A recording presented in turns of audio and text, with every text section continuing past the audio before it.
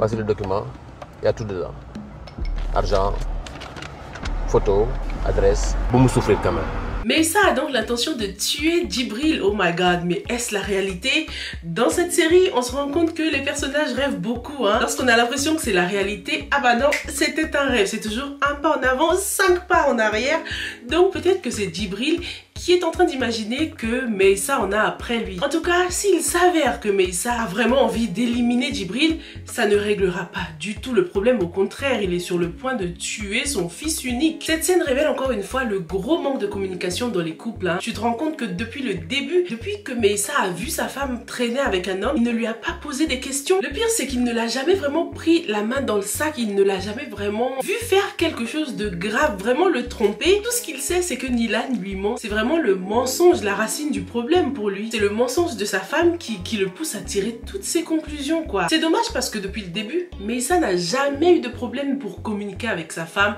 Lorsqu'il avait pris son portable et qu'il avait vu des photos un peu compromettantes, il lui en a parlé direct. Il lui a dit: ah, j'ai vu des belles photos dans ton portable, donc pourquoi ne pas parler de cet homme? Pourquoi ne pas en parler, quoi? C'est sûr que c'est bon pour le suspense, on est dans un film, dans une série, et les choses ne se passent pas toujours normalement. Est-ce que tu penses que cette scène est un rêve ou est-ce vraiment la réalité? C'est vraiment rare de rêver qu'une personne te veut du mal et puis réaliser que cette personne, le mec exact avec le même masque là, et bah dans la vie réelle il veut vraiment te tuer. Ah, Djibril il a des dents, il a des visions. Peut-être que c'est des messages subtils que sa mère essaye de lui envoyer dans son subconscient, dans son rêve et tout. Bonjour à tous et bienvenue sur Yeri TV, moi c'est Sylvia et sur cette chaîne je fais des revues et des analyses de films et séries afro. Sur cette chaîne on aime aussi donner notre opinion sur nos séries préférées, donc si c'est quelque chose qui t'intéresse, n'hésite pas à t'abonner à la chaîne, active aussi la petite cloche pour ne rater aucune nouvelle revue. Tu sais c'est quoi le plus dur avec cette série? C'est vraiment d'éviter les spoilers, oh my god. T'as vu le nombre de vidéos qu'il y a sur YouTube concernant cette série? C'est comme si ceux qui avaient déjà regardé sur Widow s'amusaient à mettre des séquences sur YouTube, mais ça commence à gâcher l'expérience du truc. C'est vraiment Matrix pour moi. Je suis en train de dodge the bullets. Je fais tout pour pas cliquer sur ces vidéos, pour pas être spoilé. Et même lorsqu'on est là tous ensemble en train de faire des hypothèses et que les gens disent non, moi je sais ce qui va se passer, j'ai déjà regardé, il va se passer ça. Oh my god, comment ça nous spoil tout. Je sais que c'est difficile de garder ça pour soi.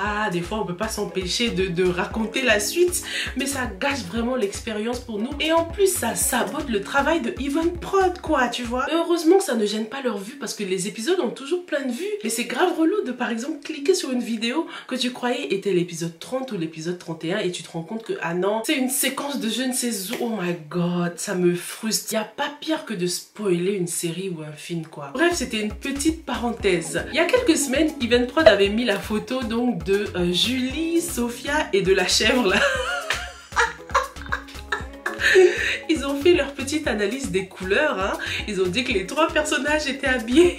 Les 3 personnages portaient la même couleur. J'étais morte de rire.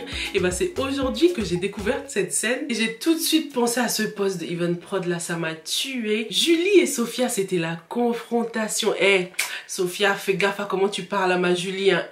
Pas touche. Julie, c'est ma préférée. Durant leur conversation, on se rend tout de suite compte que Sophia, elle souffre d'un gros manque de confiance en soi. Tous les gens qui, pendant une dispute, sont obligés de tout ramener au physique là. Ouais, moi je suis plus belle. Oh, ça c'est un complexe d'infériorité ça. Sophia elle s'est disputée comme une gamine avec des arguments de bébé, ça faisait trop pitié. Ce que j'ai aimé avec ce personnage de Julie, c'est que malgré le fait qu'elle parle trop, elle sait quand même quand il faut se taire. Elle n'a pas dit toute la vérité à Adélaïde, mais elle l'a quand même aidé à réfléchir. Elle l'a quand même aidé à lui mettre la puce à l'oreille, tu vois. Et franchement c'est bien que Julie ne lui ait pas dit toute la vérité. C'est sûr que l'idéal c'est que Adélaïde le découvre par elle-même, mais bon, si ça commence à trop tarder là, Julie, balance tout, ok? Balance la sauce. Parce que là, franchement, Adélaïde, elle est aveugle comme Jaja. C'est quand tu refuses de voir quelque chose, ton cerveau, il est en mode shutdown. Même si dans le passé, dans des épisodes précédents, elle y avait pensé, mais elle a complètement abandonné cette idée et elle avait fait une grosse erreur. Elle a fait l'erreur d'en parler à Bachir. Et en plus, dans l'épisode précédent, sa sœur lui a encore donné des indices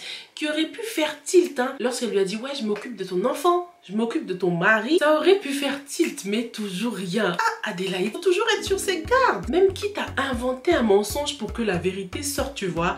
Quitte à aller confronter ta soeur comme ça et lui dire ouais je sais tout, je sais ce que tu fais avec Bachir, et laisser sortir la vérité, tu vois. Tu te souviens de la scène où Sophia elle avait flippé là lorsqu'elle pensait que Adélaïde avait découvert la vérité. Ce serait top si Adélaïde pouvait encore une fois utiliser cette stratégie là. Moi Sophia, de toute façon j'ai eu ma dose. Ce personnage m'exaspère. Je trouve qu'elle vit trop tranquillement. J'ai trop hâte que justice soit faite en fait. J'en peux plus. Sophia, elle est vraiment folle. Dans cette série, j'ai remarqué qu'il y a beaucoup de personnes qui sont pas bien là-haut. Regarde Nilan dans l'épisode précédent. On a vu qu'elle a fait cette crise de schizophrénie là. Tellement bien joué. Nilan, elle a perdu le sens de la réalité. Elle a commencé à avoir toutes ces personnalités qui représentaient sa détresse, ses défauts, mais aussi ses péchés. Cette scène était super bien réussie. En plus, Nilan, elle joue hyper bien. Oh my god. Surtout la scène de la folle. Je savais pas si je devais rire ou avoir peur.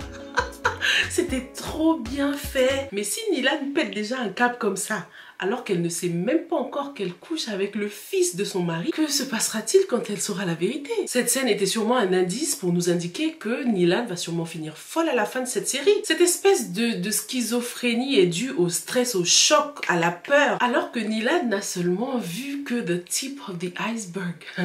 Ça va être chaud pour ce personnage, je me demande vraiment ce que l'avenir lui réserve. Peut-être que l'arrivée de sa petite sœur voulait nous indiquer que Nilan avait de la famille quelque part, chez qui elle pourrait aller lorsque les choses vont vraiment tourner mal, quoi. Nilan va fuir, elle va peut-être retourner chez ses parents, elle va retourner à la case départ. À ton avis, qu'est-ce que l'avenir réserve pour Nilan? Est-ce que tu penses que Meissa aura la force de lui pardonner? J'ai vraiment beaucoup aimé cette représentation de la schizophrénie, du stress. L'état mental est un thème qui revient très souvent dans les épisodes de cette série. On voit d'ailleurs que ça semble être le point commun entre ces trois personnages-là. Nilan qui commence à avoir des troubles de la personnalité, Djibril qui voit sa mère, qui est capable de changer de personnalité comme ça pour plaire ou pour détruire les femmes, et puis Meissa qui est passé de ce personnage doux comme un agneau à cet homme complètement différent. Parlons aussi de Kumba. Non mais Kumba elle a gagné. Pourquoi cette série ne s'appelle pas Kumba? Pour moi, c'est la star de la série, un vrai caméléon. Non mais j'adore lorsqu'elle enlève sa perruque comme ça. C'est vraiment une femme complète, comme on dit. Une femme qui peut être très féminine, mais qui peut être très masculine aussi, dans le sens où elle peut devenir une vraie gangsta gang. Faut pas la tester, c'est vraiment un adversaire parfait pour Mbayang. Mbayang qui a la bouche et qui n'arrête pas de pousser son mari, qui n'arrête pas de le provoquer, de le rabaisser. On a vu et on n'arrête pas de voir que plus les épisodes passent, plus Kumba a un objectif et elle est focus comme un faucon. Kumba ne se laisse pas distraire par Nilan. Non mais t'as vu l'élégance de ça? Non. Et elle se laisse encore moins distraire par les petits mecs de quartier là. Non, ça c'est une femme. Ça c'est une femme à la hauteur de Mbayang. Laisse-moi te lire la réaction de Awa qui habite au Sénégal.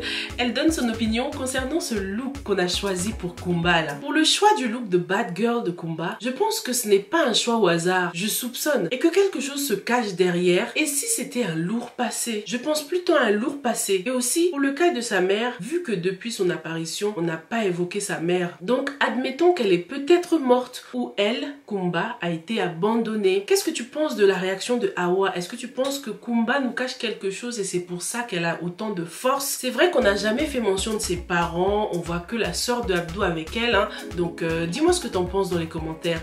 Est-ce que tu penses que à cause du lourd passé de Kumba, c'est vraiment fixer des objectifs pour réussir dans la vie? Donc, Anta, elle a découvert qu'elle est enceinte et puis elle a aussi donné son feu vert à sa copine. Elle est d'accord pour que Josie sorte avec Toumani. Ah, Josie, elle est tellement naïve. Ce qu'on remarque aussi, c'est le petit changement du côté de Toumani. Bon, il est toujours frais, beau gosse, mais j'ai remarqué un petit changement dans sa façon de parler, je sais pas. J'espère que Anta ne va pas mettre cette grossesse sur le dos de Toumani. Elle ne va pas dire qu'en fait c'est Toumani qui l'a violée ou quoi. Qu'elle ne lui fera pas de chantage, quoi. On verra bien.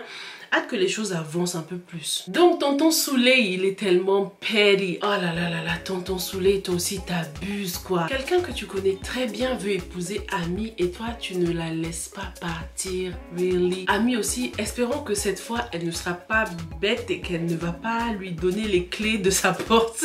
Le problème avec Ami, c'est qu'elle ne nous a pas montré qu'elle voulait réellement changer. Elle a envie de se caser, vivre sa petite vie, se marier tranquille. Mais ça ne va pas se faire du jour au lendemain comme ça. Sa décision de changer est un peu trop brusque à mon goût. J'ai même l'impression qu'elle n'en a pas vraiment fini avec Booba, quoi. Tellement elle a décidé de rompre trop rapidement avec lui. Qu'est-ce que t'en penses? Combien de temps est-ce que Ami va réussir à cacher la vérité sur son passé? En tout cas, Mariama, elle s'en sort bien. Je commence même à beaucoup l'apprécier. Elle était super mignonne dans cet épisode. Avec Ridjal, pour une fois, ils étaient mignons. C'est bizarre.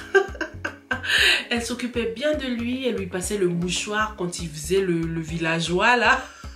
Ah, Ridjal, toi aussi, le poulet avec la main comme ça, il a bien mangé ça. En tout cas, ça se voyait que Mariama, elle rayonnait et c'est tant mieux. Du coup, c'est dommage pour Evelyne, mais c'est comme si elle allait arriver comme une briseuse de ménage, quoi. Elle et Ridjal feraient tellement un couple parfait, mais comment est-ce que ça va se faire? À moins que le passé de Mariama décide de la rattraper à son tour ou que Mariama refasse une rechute et recommence sa vie d'avant, quoi. En tout cas, c'est chaud pour ces deux jeunes filles qui ont la volonté de changer. Est-ce qu'elles vont y arriver? Je pense que lorsqu'on a une vie comme ça, le changement c'est vraiment progressif. Je trouve que la relation entre Ami et son prétendant s'est fait trop vite. Les deux ne correspondent même pas. Ami continue à mettre des cils qui sont longs jusqu'au ciel. Là, la représentation de Ami est vraiment parfaite pour ce rôle, hein. Et tonton Souley là aussi. Il serait temps qu'il se trouve une femme digne de ce nom.